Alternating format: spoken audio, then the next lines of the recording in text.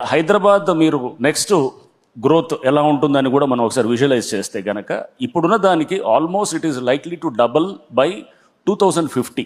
అంటే మీరు పాత దాంతో చూస్తే కనుక ఆల్మోస్ట్ 12 to 12.5x పెరుగుతుంది అనమాట. 75 to 50 2050కి 75 ఏళ్లలో 12-13 రెట్లు పాపులేషన్ పెరుగుతుంది. ఇంత పాపులేషన్ పెరిగినప్పుడు ల్యాండ్ మీద ఇంటెన్స్ డిమాండ్ కూడా ఉంటుంది. ల్యాండ్ ఇంటెన్స్ డిమాండ్ కూడా మీరు చూస్తే కనుక 100x to 500x పెరిగిందనమాట ల్యాండ్ రేట్స్ 1975 to 2025 మధ్యలో.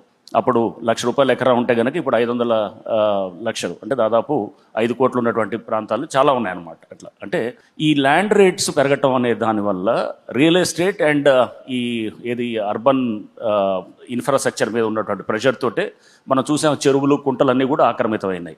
మొత్తం కూడా మన దాంట్లో మీరు ఒకసారి చూస్తే కనుక దాదాపు 61% చెరువులు మొత్తం కూడా ఆక్రమితం అయి ఉన్నాయి హైదరాబాద్ అప్ టు ఓఆర్ఆర్ దాకా మనం చూస్తే కనుక. ఇంకా మనం ఒకవేళ ఈ హైడ్రా లాంటి వ్యవస్థ రాకపోతే కనుక ఇంకొక బహుశా 10-15 సంవత్సరాల్లో ఇది 80 నుంచి 85% దాకా వెళ్ళేదన్నమాట. సో ఈ చెరువులు నాలాలన్నీ మనకి ఎంక్రోచ్ అవటంతో మనకి ఇప్పుడు చూస్తున్నాము ఈ చాలా వాటికి మనకు ఉన్నటువంటి అర్బన్ ఫ్లడింగ్ ఇట్లా వాటికి వస్తుంది. నిన్న చూసాం మనం ఉత్తరప్రదేశ్లో దే వాజ్ అన్ ఇంటెన్స్ మనకి థండర్ స్టార్మ్ ఉండింది అండ్ దాంట్లో దాదాపు 117 మంది చనిపోయారని చెప్పి కూడా మనకి ఈరోజు పేపర్స్ అన్నింటిలో కూడా చూస్తున్నాం. ఈ అన్నిటికీ కూడా కారణం ఏంటంటే ఈ క్లైమాటిక్ చేంజెస్ని కూడా మనం గుర్తించాలి.